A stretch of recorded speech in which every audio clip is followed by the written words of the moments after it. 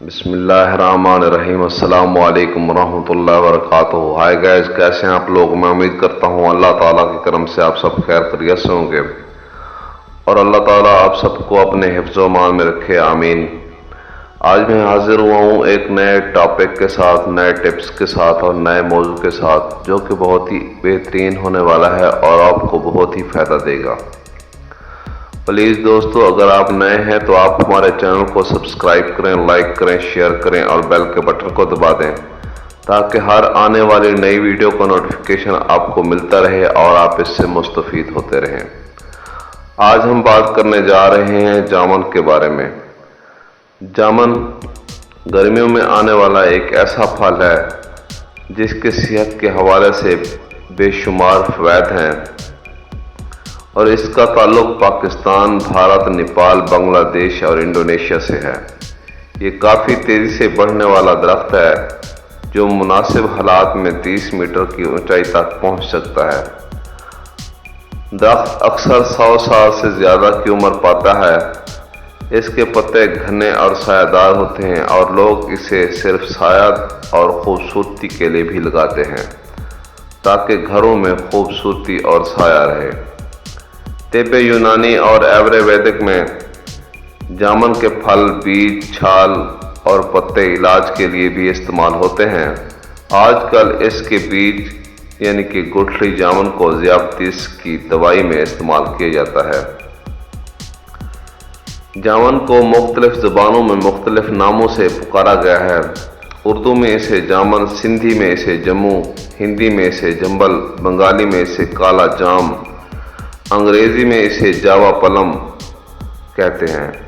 اس کا مزاج کچھ اس طرح سے ہے کہ خشک، سرد درجہ دوم کا ہے اور اس کا جو ذائقہ ہے پھل کا، جامن کا ذائقہ کسیلا، میٹھا اور قدرے کھٹا ہوتا ہے۔ اس کے جو پھال ہیں ہمارے جسم کے اندر جو ہوتے ہیں، اس کا مقوی معدہ ہے اور جگر ہے اور قابض اور مسکن حرارت ہے، حرارت کو سکون دیتا ہے۔ اس کے علاوہ جامن کے کچھ فوائد اور استعمال اس طرح سے ہیں۔ جامن معدے اور جگر کو تقویت دینے اور بھوک لگانے کے لیے استعمال کیا جاتا ہے۔ سوزش کو تسکین دیتے ہوئے یہ اسہال، صفراوی اور دموی کو دونوں کو بند کرتا ہے۔ صرف جامن کھانے سے بھی یہی فوائد حاصل ہوتے ہیں اور یہ ورم تلحال کو بھی ختم کرتا ہے۔ اس کا جامن کا مغز جو ہے یعنی کہ اس کی گٹھلی جو ہے وہ قابض ہونے کی وجہ سے مرض اسہال اور ذیابیطس میں بھی استعمال کرواتے ہیں۔ جامن کی لکڑی کا کوئلہ بنا کر بطور منجن استعمال کرنے سے دانتوں کو ہلنے سے روکتا ہے اور خون جاری ہونے سے بھی روکتا ہے۔ طب جدید میں جامن کا فلورائڈ ایکسٹریٹ بھی ذیابیطس میں استعمال کیا جاتا ہے۔ اس کے استعمال سے پیشاب میں شکر آنا بند ہو جاتی ہے یعنی کہ شوگر آنا بند ہو جاتی ہے۔ اس کے علاوہ گھبراہٹ، بے چینی اور ٹینشن میں بھی فائدہ مند ہے۔ جامن کا موسم نہ ہونے کی صورت میں غلظ شوگر کے لیے جامن کی گٹھلیوں کا سفوف 3 گرام صبح نہار منہ اور شام 5 بجے کھانا چاہیے۔ مزید ذیابیطس کے مریضوں یعنی کہ شوگر کے مریض اگر تخم جامن 30 گرام، تبشیر نیکڑا 10 گرام، دانہ الائچی خرد 15 گرام یعنی کہ سبز الائچی کا سفوف بنا لیں تو یہ شوگر کے لیے بہت ہی زبردست اور فائدہ مند ہے۔